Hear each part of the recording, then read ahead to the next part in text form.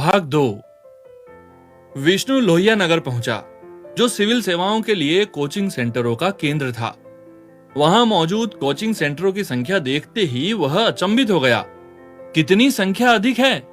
लखनऊ से उम्मीदवारों की संख्या या लखनऊ में मौजूद कोचिंग सेंटरों की संख्या, वह सोचने लगा। गली में आगे बढ़ने पर उसने उन उम्मीदवारों के कटआउट्स और पोस्टर देखे जिन्होंने अभी अभी प्रारंभिक परीक्षा उत्तीर्ण की थी। नेताओं और फिल्मी सितारों के पोस्टर और कटआउट और पोस्टर दिखाई देना बहुत सामान्य सी बात है, लेकिन प्रारंभिक परीक्षा उत्तीर्ण करने वाले लोगों के पोस्टर विष्णु को बहुत भव्य लग रहे थे। विष्णु ने एक पिता को अपनी बेटी के बारे में बात करते भी सुना। वह कटआउट देखो, मेरी बेटी का है, पिता ने कहा। अरे वाह, कलेक्टर बन गई है, दूसरे व्यक्ति ने पूछा। लगभग बन ही गई है। मुझे बस इतना सुनिश्चित करना है कि मैं कोचिंग सेंटर को फीस की बची हुई राशि दे दूं, फिर वे उसे अच्छी तरह कोच करके आईएएस बना देंगे, पिता ने गर्व से कहा। ओह, ऐसी बात है। मैं भी अपने बेटे को इसी कोचिंग सेंटर में दाखिला लेने को कहूंगा, फिर वह भी कलेक्टर बन जाएगा। और दोनों खुशी खुशी बात करते हुए वहां से चले गए। अगला विज्ञापन बैनर देखकर विष्णु लगभग बेहोश ही हो गया, जिसमें लिखा था, सुपर आईएएस कोचिंग सेंटर, कक्षा 9 के छात्रों के लिए फाउंडेशन क्लासेस 1/10/2009 से। इतने सारे भव्य बैनर, कटआउट और पोस्टर देखने के बाद विष्णु ने स्वयं ही कोचिंग सेंटरों का परीक्षण करने का फैसला किया। वह उसी में दाखिला लेगा जहां वह सबसे ज्यादा सहज महसूस करेगा, उसने सोचा। कोचिंग सेंटर 1, पूरा या आंशिक? रिसेप्शनिस्ट ने पूछा। फुल टाइम कोर्स ही करना है, विष्णु ने कहा। मैंने भुगतान के बारे में पूछा था, पूरा या आंशिक? पूरा भुगतान, विष्णु ने अपनी जेब में रखे 10,000 रुपयों के विश्वास के साथ कहा। ठीक है, टैक्स सहित पूरा भुगतान आपको 1,32,000 रुपए का करना होगा। माफ कीजिए, यह सिविल सर्विसेज परीक्षाओं का सेंटर ही है ना? हाँ, रिसेप्शनिस्ट ने मुस्कुराहट के साथ उसे घूरते हुए जवाब दिया। आपको नहीं लगता यह राशि कुछ ज्यादा ही बड़ी है? सर, 50,000 रुपए वैकल्पिक विषय के लिए हैं, 50,000 रुपए सामान्य अध्ययन के लिए हैं, 20,000 टेस्ट सीरीज के लिए हैं और बाकी टैक्स है। सर, किंडरगार्टन की सीटों के भी 20,000 रुपए लगते हैं और आप तो आईएएस अफसर बनने जा रहे हैं, फिर क्यों सोच रहे हैं? रिसेप्शनिस्ट ने जवाब दिया। ठीक है, मैं आपसे बाद में मिलता हूं। विष्णु पहले कोचिंग सेंटर से निकलकर बाहर आ गया। Coaching centre number 2। विष्णु का लगा जैसे वह एक फोटो गैलरी में प्रवेश कर रहा है। वहां सिविल सेवाओं की सभी टॉपरों की तस्वीरें कोचिंग सेंटर के मालिक के साथ लगी थी। विष्णु तस्वीरों के बगल से निकल गया, लेकिन एक तस्वीर ने उसका ध्यान विशेष रूप से आकर्षित किया। कोचिंग सेंटर के मालिक की एक ऐसे आईएएस टॉपर के साथ तस्वीर जो कश्मीरी था। क्या कोई वास्तव में उत्तर प्रदेश के इस कोचिंग सेंटर में दाखिला लेने के लिए इतनी दूर कश्मीर से आएगा? विष्णु सोचने लगा। आगे कोचिंग मालिक की अन्य तस्वीरें भी थी, एम्स टॉपर के साथ, आईआईटी टॉपर के साथ, जीपमेर टॉपर के साथ, 12वीं बोर्ड की परीक्षा के टॉपर के साथ। रिसेप्शन में प्रवेश करते हुए विष्णु बहुत मुश्किल से अपनी हंसी रोक पा रहा था। जैसे ही उसने कमरे में प्रवेश किया, एक स्वचालित कैमरा चमक उठा। ओह, ये पूछताछ के लिए कोचिंग सेंटर में आए हुए आकांक्षियों की तस्वीरें भी लेते हैं। वह मन ही मन हंसा। स्वागत है सर, हमारे कोचिंग सेंटर में दाखिला लेने के लिए धन्यवाद, रिसेप्शनिस्ट ने कहा। मैंने कब दाखिला लिया? विष्णु को चक्कर आ गया। ओह, वह तो आप अंत में ले ही लेंगे सर, बस आप फॉर्म भर दीजिए। आपकी फोटो पहले ही ली जा चुकी है। हमारी फीस पूरे देश में सबसे कम है सर। पिछले साल सिविल सेवा परीक्षाओं में सभी 763 रैंक्स हमारे छात्रों के द्वारा ही हासिल की गई थी, लेकिन पिछले साल तो केवल 680 रिक्तियां थी। उन्होंने बाद में संख्या बढ़ाई थी सर। आप अभी उन सब बातों के बारे में मत सोचिए, हम सुनिश्चित करेंगे कि आप परीक्षा पास कर लें। एक बार आप मुख्य परीक्षा पास कर लेंगे तो हम एक विशेष इंटरव्यू कोचिंग के लिए अपने खर्च पर दिल्ली ले जाएंगे। विष्णु अब इस कोचिंग सेंटर के बारे में भी जान गया था। आप कौन कौन से विषयों की कोचिंग देते हैं? हम उन सभी 23 विषयों की कोचिंग देते हैं जिनकी यूपीएससी अनुमति देता है सर। ठीक है, मैं आपसे जल्दी मिलता हूँ। वैसे मैंने देखा कि आपने पिछले साल के सिविल सर्विसेज एग्जाम टॉपर की फोटो भी वहां लगाई है। वह तो कश्मीर से है। वह यहाँ कैसे पढ़ा?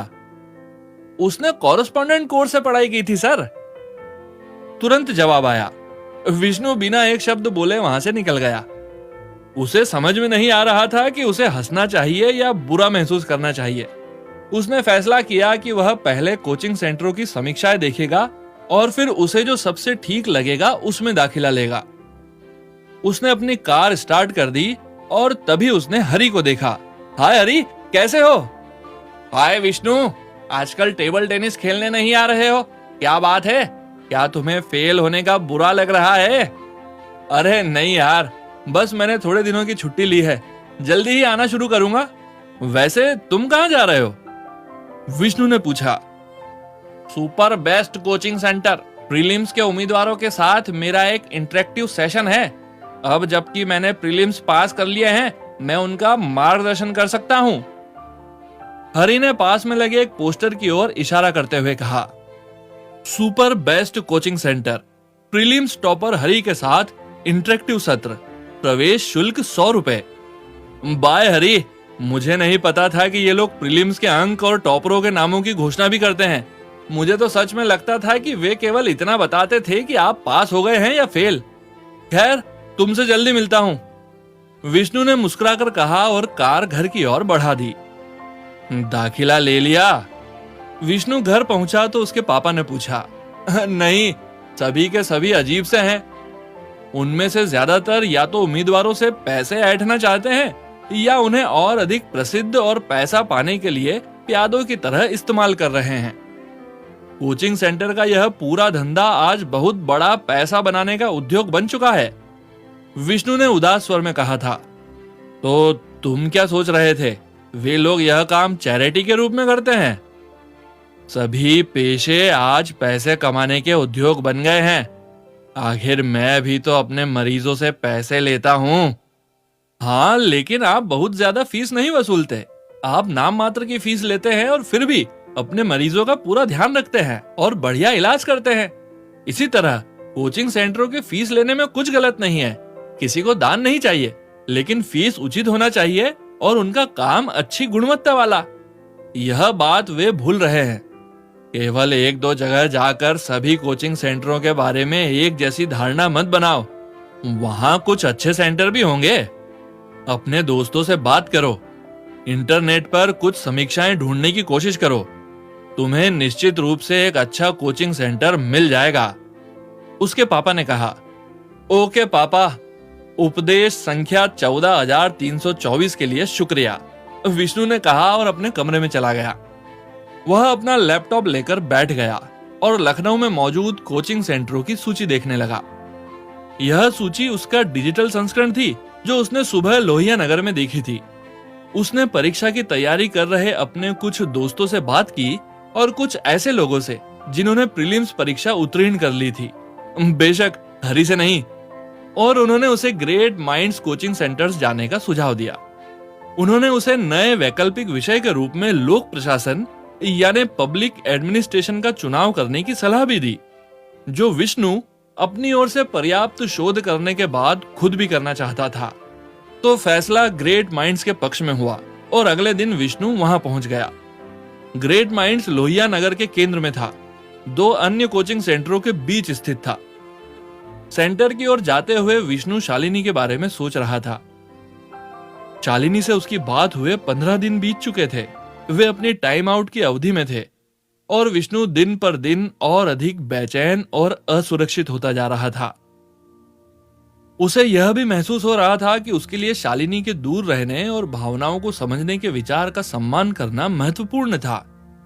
विष्णु के लिए अब तक कुछ नहीं बदला था, सिवाय इसके कि शालिनी के लिए उसकी चाहत बढ़ती जा रही थी।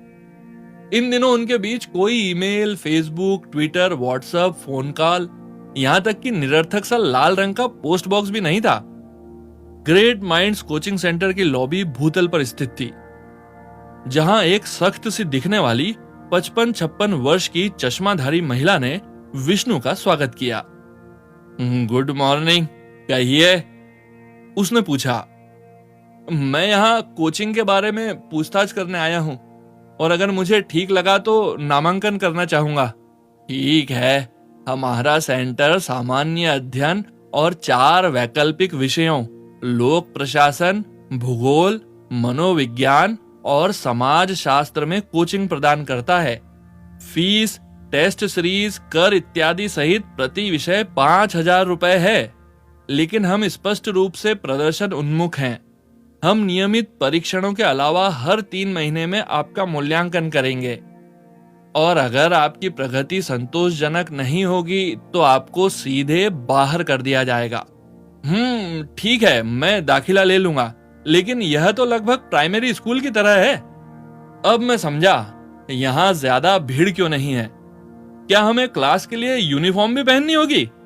विष्णु ने अपने मन की बात कह दी। वैसे क्या यह एक चुटकुला था? वृद्ध महिला ने पूछा और विष्णु को एक फॉर्म भरने के लिए दे दिया। आपके बुनियादी ज्ञान और योग्यता की जांच के लिए बहुविकल्पीय उत्तरों के साथ आपकी एक छोटी सी लिखित परीक्षा होगी। फिर मेरे साथ एक छोटा सा इंटरव्यू होगा, जिसके बाद मैं आपको दाखिला दे दूंगी, अगर आप चाहेंगे तो। महिला ने सख्त आवाज में कहा। वैसे आप कौन हैं? विष्णु ने पूछा। इस कोचिंग सेंटर की निदेशक श्रीमती गीता यादव। विष्णु ने उन पर एक दृष्टि डाली और फॉर्म भरने लगा। फिर उसे एक छोटे से कमरे में ले जाकर एक प्रश्न पत्र थमा दिया गया। बिना समय बर्बाद किए वह प्रश्नों के उत्तर देने लगा। प्रश्न काफी आसान थे और विष्णु को लगा कि वे केवल यह सुनिश्चित करने के लिए पूछे गए थे कि उम्मीदवारों के पास कोचिंग लेने के लिए आवश्यक न्यूनतम ज्ञान था भी या नहीं। अब छोटे से इंटरव्यू का समय है। 15 मिनट बाद श्रीमती गीता ने पुकारा और उसने अपने सामने बैठने के लिए कहा। विश्वनाथ, आपको क्या लगता है वह कौन सी चीज है जो आपको बढ़त देती है और जिसकी वजह से आपको लगता है कि आप सफल होंगे और अपने विरुद्ध प्रतिस्पर्धा करने वाले लाखों उम्मीदवारों को हरा देंगे? श्रीमती गीता ने पूछा। मैं केवल अपने खुद के प्रदर्शन पर ध्यान केंद्रित करता हूं मैम। बस व्यवस्थित रूप से अपनी तैयारी करने से, बिना इस बात की चिंता किए कि दूसरे क्या सोचते हैं, मुझे सफलता मिलनी चाहिए। विष्णु ने जवाब दिया। आप कौन से वैकल्पिक विषय का चुनाव करना चाहेंगे? Public administration ma'am. क्या आपने इस विषय पर अच्छी तरह विचार कर लिया है? जी मैम, कर लिया है। मैंने काफी सोचने और कई लोगों से सकारात्मक प्रतिक्रिया प्राप्त करने के बाद पब्लिक एडमिनिस्ट्रेशन का चुनाव किया है। मैं बिना सोचे समझे कॉलेज में मैकेनिकल इंजीनियरिंग का चुनाव करके पहले ही काफी समय बर्बाद कर चुका हूँ, इसलिए मैं दोबारा बिना सोचे चीजों के चुनाव करने की गलती नहीं दोहराऊंगा। यह अगले 1.5 साल के लिए करो या मरो की लड़ाई होगी, जिसमें आपके लिए जबरदस्त चुनौती और दबाव होगा। क्या आप इसके लिए तैयार हैं? मुझे नहीं पता कि मैं इसमें करो या मरो की स्थिति में रहूंगा या नहीं मैम। मैं बस इतना जानता हूं कि सिविल सेवा परीक्षा की तैयारी एक अनिश्चितता का चक्र है। मैं उसके बाहर या तो सफल होकर निकलूंगा या असफल होकर। परिणाम के बारे में सोचने और खुद पर दबाव डालने की बजाय मैं तैयारी की इस प्रक्रिया का पूरा आनंद लेना चाहूंगा। विष्णु ने जवाब दिया। कक्षाएं सोमवार सुबह 10 बजे से आरंभ होगी। आपका नामांकन हो चुका है। थैंक यू मैम, विष्णु ने कहा और फीस का भुगतान कर दिया।